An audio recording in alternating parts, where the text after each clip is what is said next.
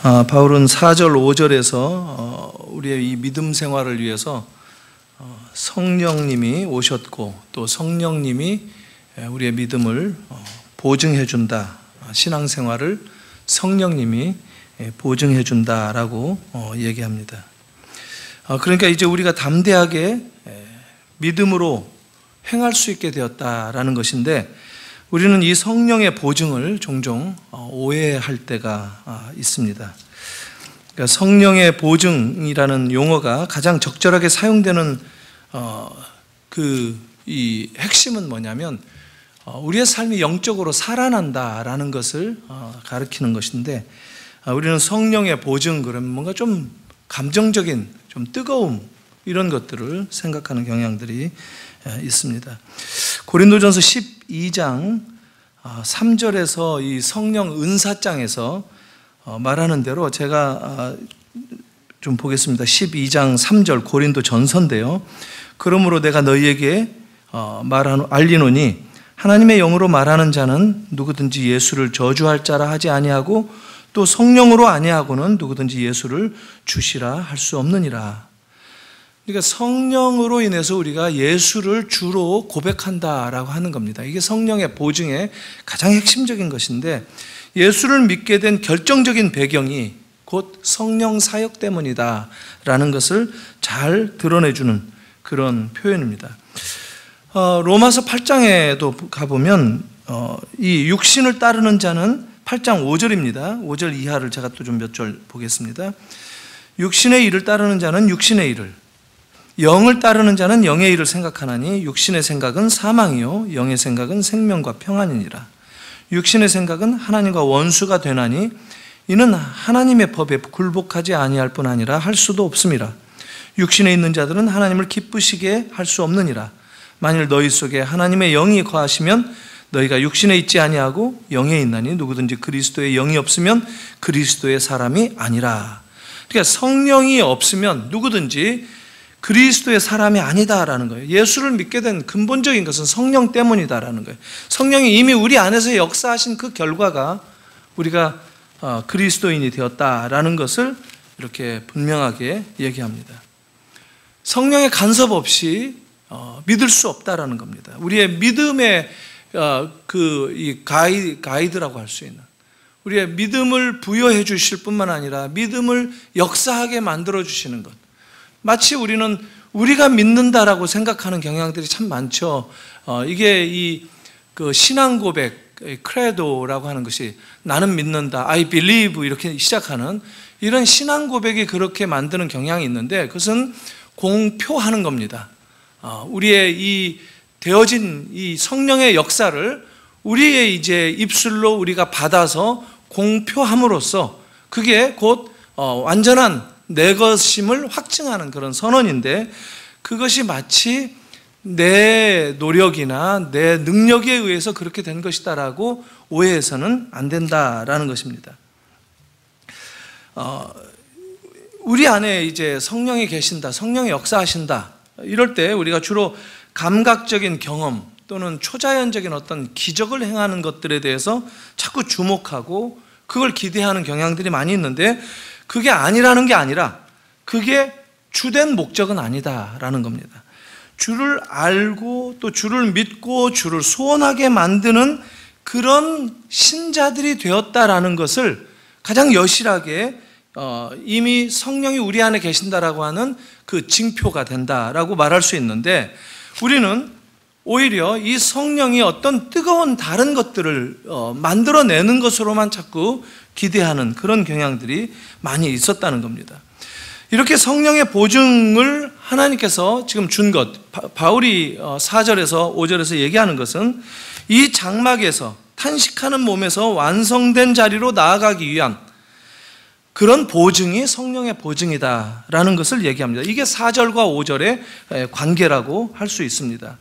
그러니까 곧 이것을 우리에게 이루게 하시고 보증으로 성령을 우리에게 주신 이는 하나님이시다, 이렇게 5절에 분명하게 얘기한다는 것이죠.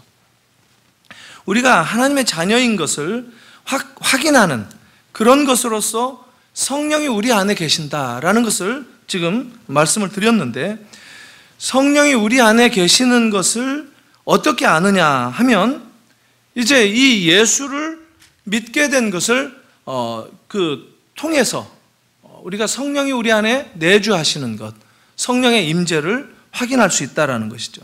그리고 또 우리의 이 삶이나 우리의 모든 어떤 삶의 방향이 주를 향해 있다라고 하는 것.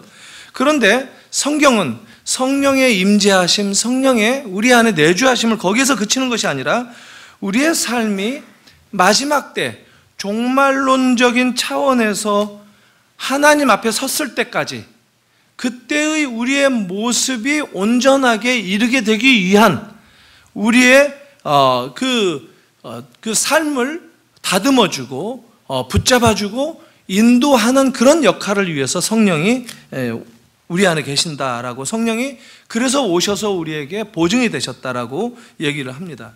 아까 읽었던 로마서 몇 장이었죠? 5장이었나요? 8장 5절에서 9절까지 읽었는데 10절을 이어서 이렇게 좀 몇 절만 읽겠습니다. 또 그리스도께서 너희 안에 계시면 몸은 죄로 말미암아 죽은 것이나 영은 의로 말미암아 살아있는 것이니라. 예수를 죽은 자 가운데서 살리신 이의 영이 너희 안에 거하시면 그리스도 예수를 죽은 자 가운데서 살리신 이가 너희 안에 거하시는 그의 영으로 말미암아 너희 죽을 몸도 살리시리라. 그러니까 우리 안에 성령이 와 계신다라는 것은 예수를 죽은 자 가운데서 살리신 그 성령, 그러니까 예수 그리스도의 부활 사건의 주체로서 역할하셨던 그 성령이 우리 안에 이제 들어와 계시기 때문에 예수처럼 우리들도 그 부활에 참여하는데, 부활에 참여하는 것은 곧 부활이라고 하는 것은 완성적인 차원인데, 거기까지 우리의 지금 이 현 주소에서 나아가는 그 과정, 그 삶을 반드시 그 자리로 이르게 하도록 돕는 그런 역할을 하신다라는 겁니다. 이것이 성령의 보증이라고 얘기할 수 있다는 겁니다. 그래서 우리가 이제 하나님께서 우리에게 예비하신 우리의 이 완성된 자리까지 함께 가는 것, 거기에서 우리를 동행하시는 분, 그 자리까지 이끌어 가시는 분이 바로 성령님이시다라는 겁니다. 그러니까 하나님의 약속을 끊임없이 돌아보게 하고 기억하게 하고 다시 그 약속을 바라보게 만들고 그 약속이 성공할 수밖에 없도록 우리가 확신하는 그런 역할을 성령님이 해주신다라는 거예요. 이게 왜 중요하냐면 우리는 신앙생활을 할 때 간혹 제자리에 주저앉고 싶을 때가 있는 것을 경험합니다.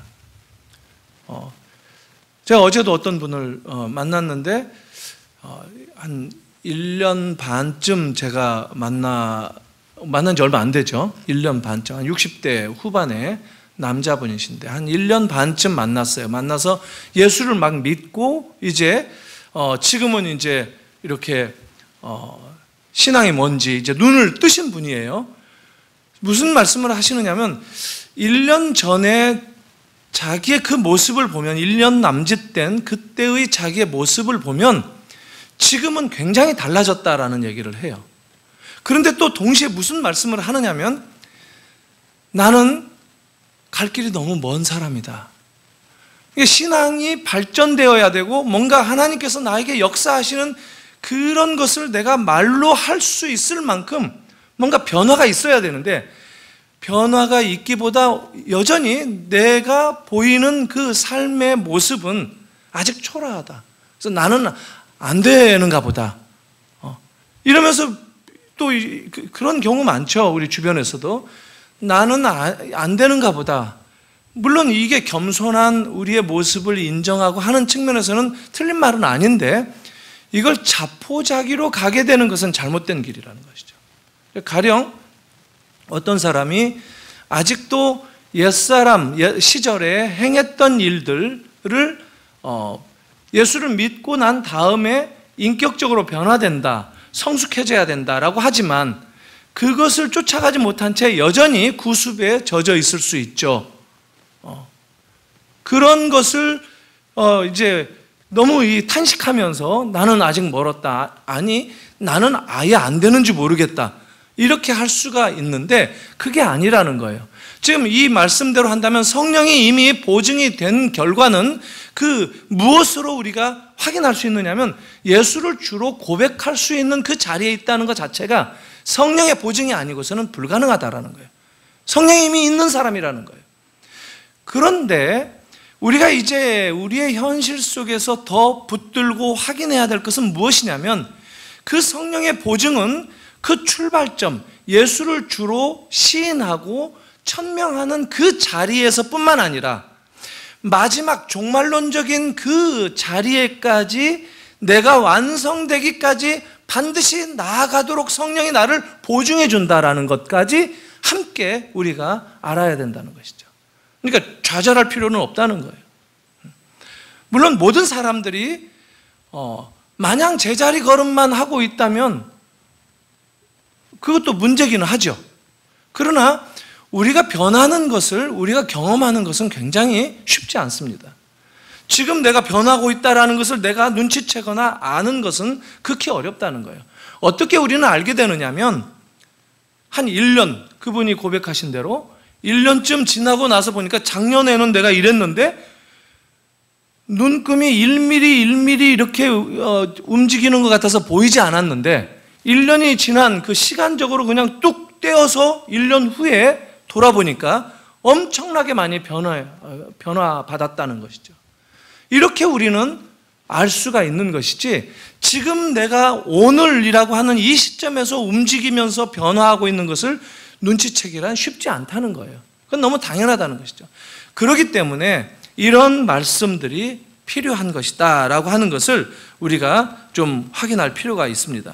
그러니까 성령의 보증이라는 것은 하나님이 성령을 보내셔서 우리에게 보증을 해주신 것은 우리로 하여금 그분이 원하시는, 계획하시는 우리의 완성된 그 자리로까지 반드시 이끌어 가시겠다라고 하는 하나님 쪽에서의 의지로 아주 강한 약속으로 성령을 우리에게 보내주셔서 보증하게 해주신다라는 것이죠.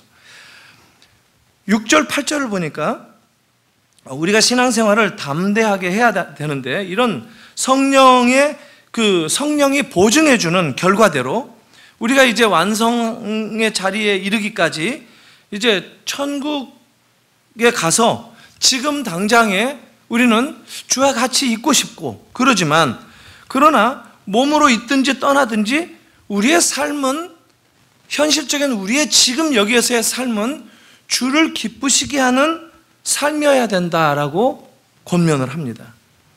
그런데 여기서 이제 한 가지 뭐가 주를 기쁘시게 하는 신앙이냐, 이게 이제 우리는 말로는 다 같은 그 이해를 한다라고 생각을 하는데 주를 기쁘시게 하는 것에 대해서 조금 구체화하면서 한 걸음 더 들어가 보면 사실 사람마다 또 이 신앙의 유형마다 달라지는 것을 알 수가 있습니다. 우리는 신앙생활을 주로 제가 일반적으로 얘기를 하는 것입니다. 우리 여러분들을 지칭하는 것이라든가 그게 아니라 이제까지의 그 일반적인 우리나라 교회의 성도들 신앙생활의 그 기준을 가지고 말씀을 드린다면 주를 기쁘시게 한다라고 하는 것이 신앙생활인 줄을 고백하지만 우리가 기도하고 신앙생활을 하는 대부분은 사실은 주를 생각하기보다 주로 내 신앙으로 내가 믿음이 있으면, 내가 믿게 되었으면 이 믿음으로 내 소원을 좀 이루어 갔으면 하는 것으로 사용하고 있을 때가 많다 하는 겁니다.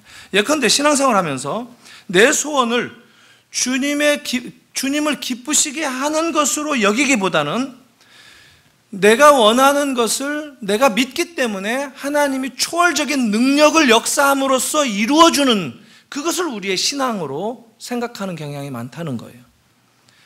우리가 신앙생활 하면서 원하는 바는 주로 행복한 것, 참 기쁨, 보람, 성취 이런 것들이죠. 그런데 주님께서 기뻐하시는 것은 놀랍게도 거룩한 것, 의로운 것, 그리고 생명이 있는 것, 생명에 참여하는 것, 이런 것들일 수 있어요.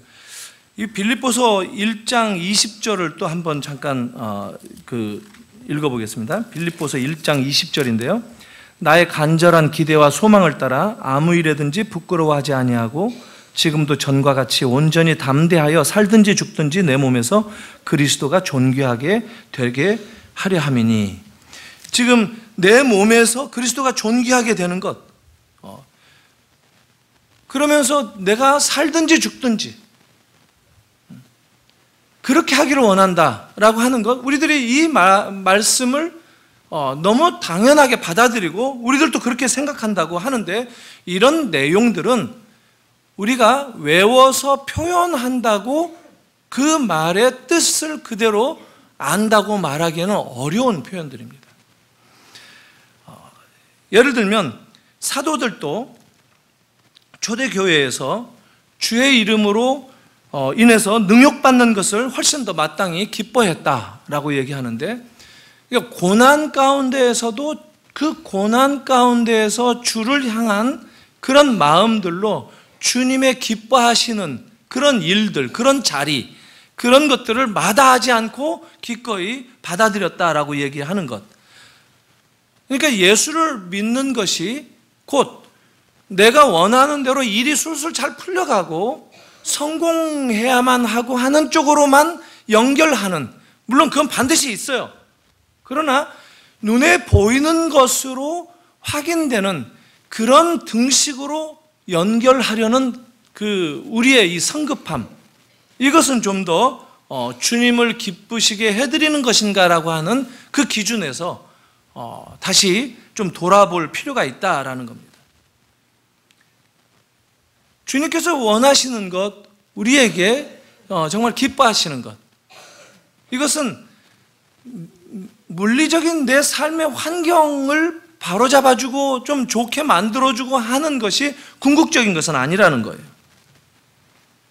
그런 것들은 어떤 면에서 보면 우리가 어떤 그 삶 속에서 경험하고 시작하면서 충전받을 수 있고 자극받을 수 있고 하는 그런 것들로 주어지는 그런 필요한 정도인데, 우리는 그것을 주로 삼고 주님이 진정으로 기뻐하시기 위한, 가령 내가 부자가 되어서 하나님께서 나에게 이 부자라고 하는 이 청지기로 나를 세워주셨다라고 한다면, 그렇게 하신 하나님의 뜻, 하나님께서 나에게 부자 청지기로서 어떠한 삶을 목표로 해서, 목적해서 나를 그런 자리로 이끌었는가, 그래서 그 자리로 이끈 것을 하나님이 기뻐하신다라고, 내가 그 삶을 살아갈 때, 살아가는 그 실천적인 모습을 볼 때 하나님은 기뻐하신다라고 할 수 있는데, 우리가 종종 그 뒤에 것은 다 잘라버린 채 내가 부자가 되는 것이 목표가 될 수가 있다는 거예요. 실제로 너무 많이 우리는 그렇게 우리의 신앙을 적용할 때가 많이 있다는 것입니다. 주를 기쁘시게 하는 것과 나를 기쁘게 하는 것, 이 차이가 기도라든가 이 믿음 생활을 통해서 나타나게 되는 현실을 우리가 보게 됩니다. 그러니까 우리가 기도할 때 우리의 신앙이 어떤 용도로 활용되어지고 사용되어지는가, 이런 것들을 보면 확인할 수 있다는 거죠. 우리는 곧 이제 치성을 드리는 기도를 할 때가 많이 있죠. 내가 원하는 바를 들어달라고 하나님의 초월적인 능력을 요구하는 그런 기도를 할 때가 있죠. 쉽게 말하면 때를 쓰면 하나님도 들어주실 것이다, 이렇게 이걸 치성의 의미로 생각을 한단 말이죠. 아주 잘못 배운 겁니다.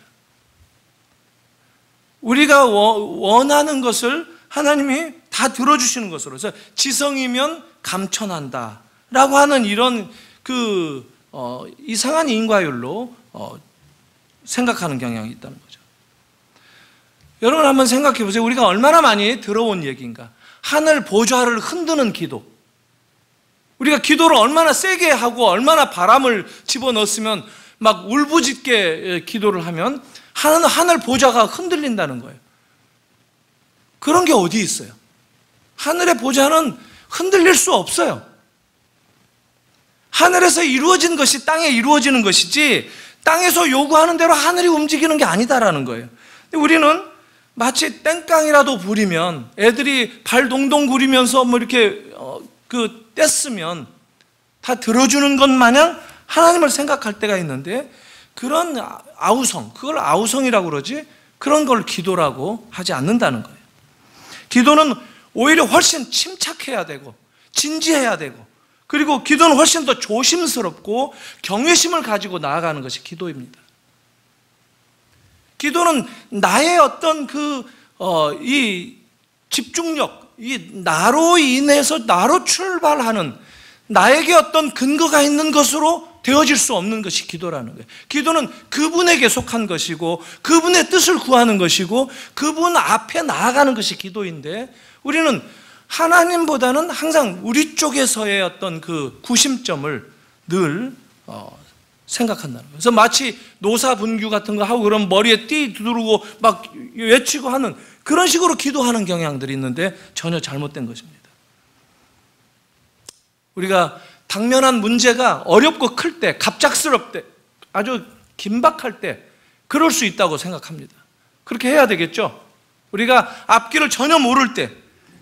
그러나 우리가 원하는 목적을 이루기 위해서 때를 쓰는 그런 것은 바람직하지 않다라는 거예요. 그래서 지성이면 감천이다, 뭐 이런 얘기들을 우리가 이 신앙생활에서 자꾸 끌어들이는 그런 경향이 있는데, 그것은 아주 잘못 생각하는 것이다라는 겁니다. 신앙생활의 근본적인 것은 우리가 하나님을 더 알아가는 겁니다. 그분이 도대체 누구신가? 그리고 그분이 나를 어떻게 보고 계시며 나에게 원하시는 것이 무엇인가? 그분이 나를 위해서 행하신 일들은 무엇인가? 이미 행하신 일, 그리고 앞으로 나를 인도하실 것, 도대체 하나님은 누구시길래 나를 이렇게 구원하셨고 나의 주님이 되실 뿐만 아니라 나를 사랑하시며 내 형편과 상관없이 나를 끝까지 기다려주시면서 나를 기대하시는가? 그 하나님을 알아가는 것, 조금씩 그 하나님 가까이 나아가는 것, 이것이 신앙생활이다 하는 겁니다. 골로새서 3장 16절 한번 또 보겠습니다. 골로새서 3장 16절만 제가 한번 읽겠습니다. 그리스도의 말씀이 너희 속에 풍성히 과하여 모든 지혜로 피차 가르치며 권면하고 시와 찬송과 신령한 노래로 부르며 감사하는 마음으로 하나님을 찬양하고, 또 무엇을 하든지 말에나 일에나 다 주 예수의 이름으로 하고 그를 힘입어 하나님 아버지께 감사하라. 감사하라. 무엇을 하든지 주 예수의 이름으로 하고, 주님이 하셨다라는 거예요. 그렇게 고백하라는 거예요. 이 열성을 부려서 열심을 내어서 기도하고 이게 응답받게 된다면 이게 어떻게 간증되어지느냐면, 내가 정말 열심히 기도했더니만 하나님이 들어주셨다라고 간다는 거예요. 주님이 하신 일에 대해서 내 것으로 생각하는 경향들이 있다는 것이에요. 내가 이루었다, 내가 얻어냈다, 내가 남아있는, 나만 남게 되는 그런 것들, 이것들을 경계하고 조심해야 된다라는 것이죠.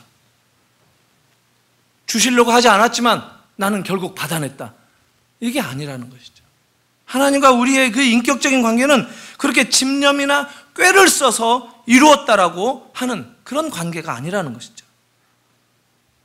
결국 하나님이 누구신지가 나타나야 된다는 거예요. 우리의 삶 속에서 우리가 경험하는 신앙생활의 요책 가운데 그분이 어떻게 나타나시는가, 그분이 어떻게 일하셨고 그분이 무엇을 원하셨고 그분이 무엇을 이루셨다라는 것을 우리가 확인할 수 있어야 된다는 것이죠. 우리를 위해서 오셨던 주님은 하나님의 뜻을 이루시기 위해서 오신 것이지, 그냥 하나님의 그 원래의 계획을 이루시기 위한 것이었지, 구원의 계획을 이루신 것이었지, 우리의 이 차원을 들어주시기 위해서 오신 것이 아니다라는 거예요. 아버지의 기뻐하심을 위해서 오셨다. 그것을 이루기 위해서. 그게 오늘 말씀의 요지입니다. 주를 기쁘게 하시는 삶을 사는 것, 이게 우리가 이 땅에서 보여야 되는 삶의 모습이어야 된다라는 겁니다. 교회 안에 그 흔히 도전받는 그런 얘기가 있다면 교회 안에 참 사랑이 없다, 이런 얘기들 많이 하죠. 이게 굉장히 아주 이게 뭐라 그럴까요?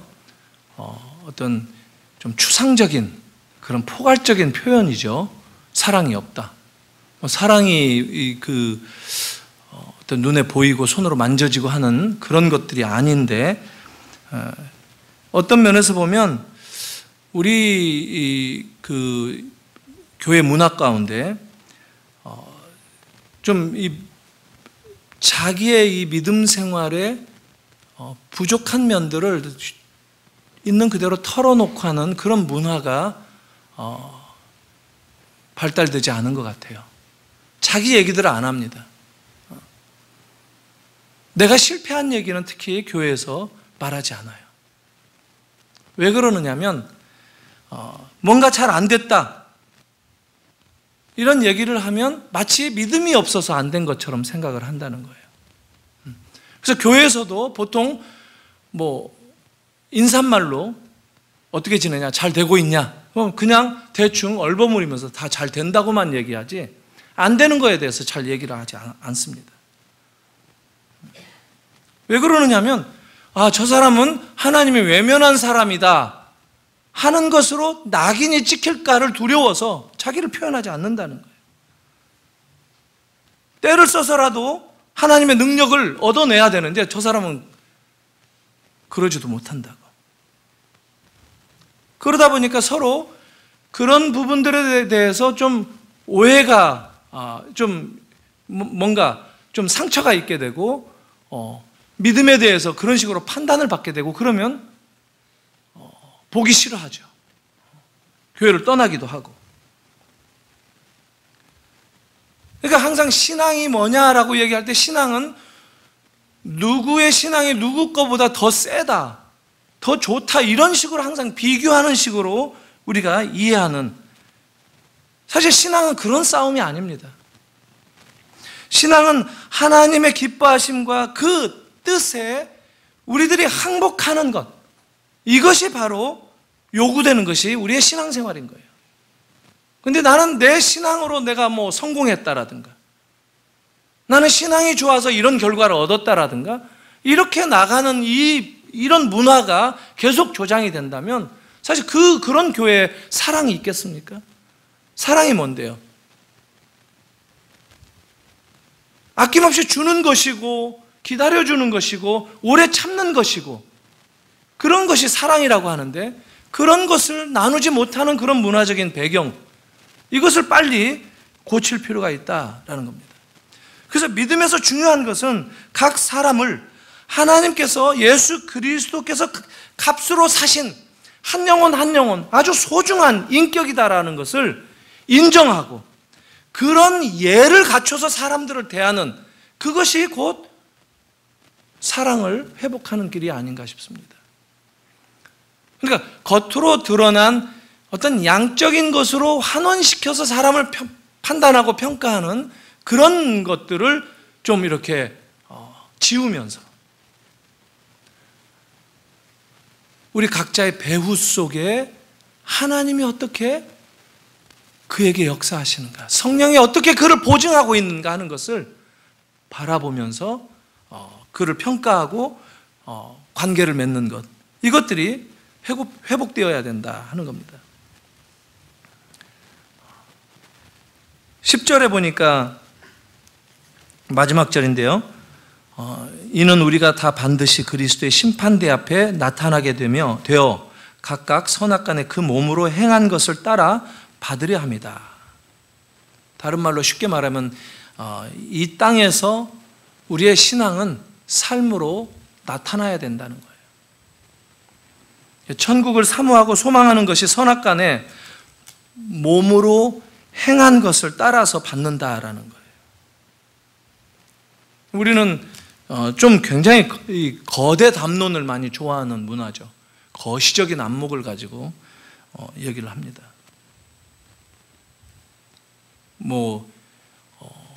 이 나라를 우리에게 맡겨달라, 세계를 품게 하소서, 막 이런 얘기들을 하는 거죠. 한 시대를 책임지겠다, 이런 얘기들을 많이 합니다.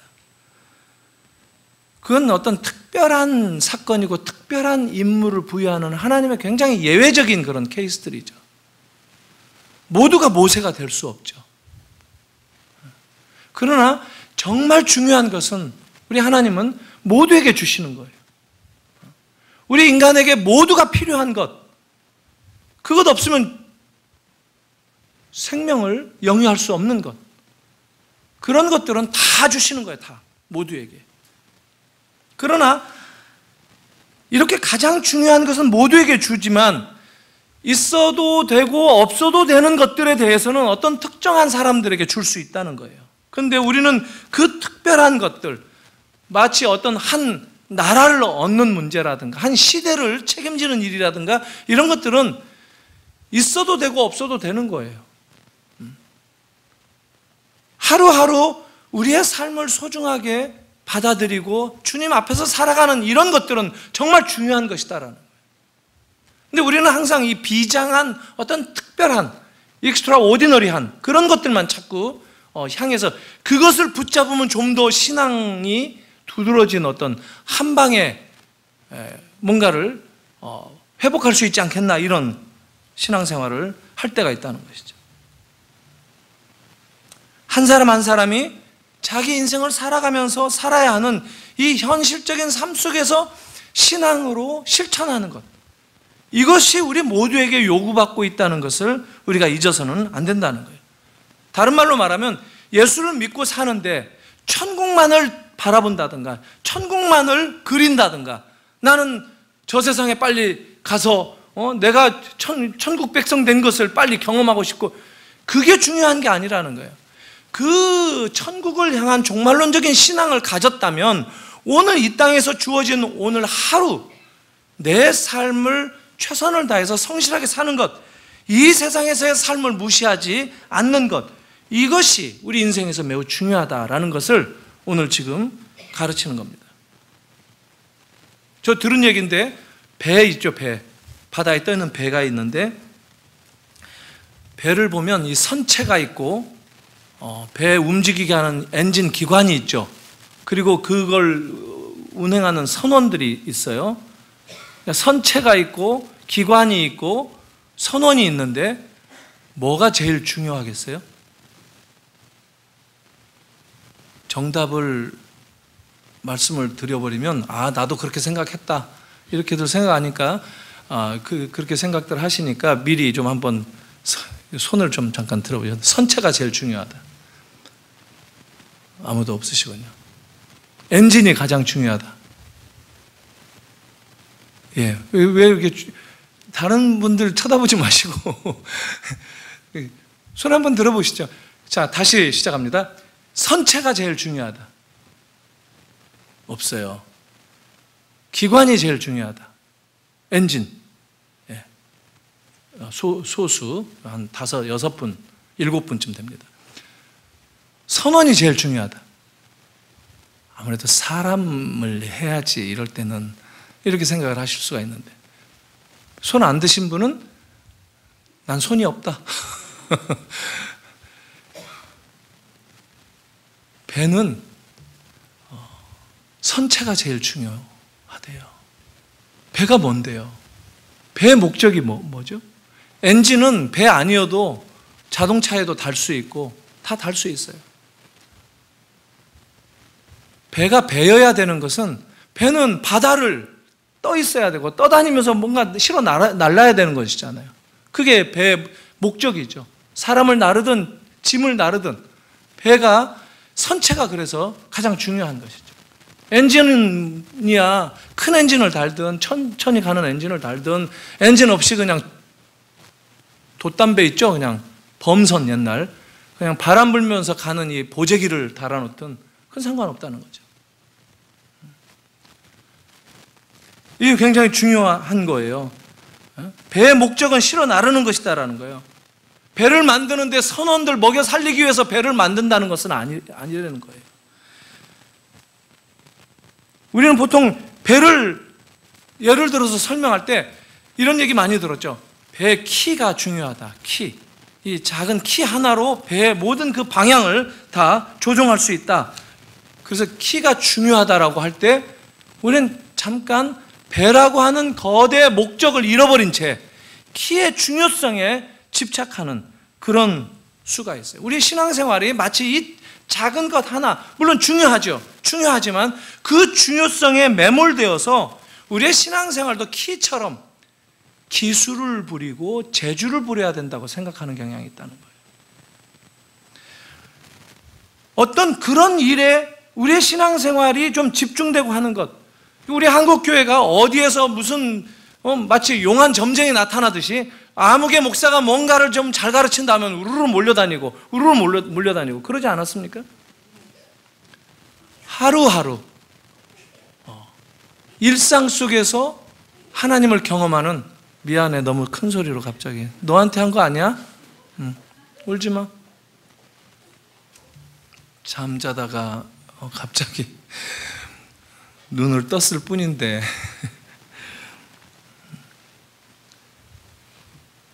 중요한 것은 한두 사람에게만 허락되는 것은 아니라는 겁니다. 모든 우리 신앙생활에 하는 우리 모든 신앙인들에게 하나님께서 가장 귀한 것으로 역사하신다라고 하는 것, 그것이 곧 성령의 보증이다라는 겁니다. 그래서 우리의 이 땅에서의 하루하루의 삶을 소중히 여기고 하는 것. 파면 우리나라는 기름 안 나오죠. 그래서 굉장히 아쉬울 때가 많이 있었죠. 어디서 저 대륙붕 칠광구에서 기름 안 나오나 이럴 때가 많이 있었는데, 기름 안 나오고 우리는 파면 물이 나오죠. 물이. 근데 파서 기름 나오는 게 이건 좀 특별한 것이죠. 근데 파서 기름만 나오면 사람은 어떻게 살겠어요? 물 나오면 기름 없어도 살아요. 정말 중요한 것은 이렇게 보편적인 것인데, 그것을 우리는 어떤 특별한 것에 자꾸 이렇게 우리의 마음을 빼앗기듯이 성령에 대해서 그릇 이해하는 경향들이 있다 하는 겁니다. 그래서 오늘 말씀은 누구나 할 수 있는 그 삶 속에서 우리에게 맡겨진 그 사명을 다 감당하는 것, 특별한 일을 달라고 그 특별한 일을 행하기 위해서 나에게 주신 그 보편적인 그런 하루하루의 삶의 소중함을 손 놓으면 안 된다라는 겁니다. 이게 바로 주의 심판대 앞에 서야 되는 이 종말론적인 신앙관을 가진 입장에서 오늘 우리의 삶을 돌아봐야 할 그런 기준이다 하는 겁니다. 그래서 주님이 무엇을 기뻐하시는지를 알고 그 주님이 기뻐하시는 것을 자랑하는 인생을 사는 것, 성경은 그것을 우리에게 요구하고 있다는 것입니다. 번쩍거리고 그렇지만 헛된 것들을 자랑하기 위해서 다른 것을 바라보지 않도록 바로 주님의 그 기뻐하시는 것에 우리의 눈도 함께 시선이 고정되고 그 주님을 기뻐할 수 있는 그런 삶을 회복하는 것을 주님의 이름으로 축원합니다. 같이 기도하겠습니다. 하나님 아버지, 은혜를 감사합니다. 사도 바울을 통해서 우리에게 우리를 구원시켜 주실 뿐만 아니라 이제 우리의 하루하루의 삶 속에서도 일상적인 그 삶을 주 앞에서 살아감으로 주님 보시기에 기뻐하시는 자의 인격적인 삶의 모습을, 삶의 열매를 맺도록 비추도록 권면해 주시는 말씀을 저희들이 함께 나누었습니다. 오늘 우리에게도 우리에게 주어진 소중한 일상생활 속에서 주님의 자녀들로 살아가게 하시고 주님께서 기뻐하시는 그 자리에 서게 하시며 주님 원하시는 그런 삶의 열매들을 맺어감으로 우리의 신앙 인격이 자라고 또 우리 하나님의 나라를 소망하며 오늘을 살아갈 수 있도록 우리를 인도하여 주시옵소서. 연약한 우리들을 다시 한번 말씀 가운데 붙잡아 주셔서 세상의 현란한 것들에 유혹되지 않고 오직 주님과 주님께서 생각하시는 그런 관점, 주님이 기뻐하시는 그러한 것들을 꿈꾸며 한 걸음 한 걸음 믿음으로 발걸음을 떼는 우리 모든 성도들 되게 하여 주시옵소서. 예수님의 이름으로 기도하옵나이다. 아멘.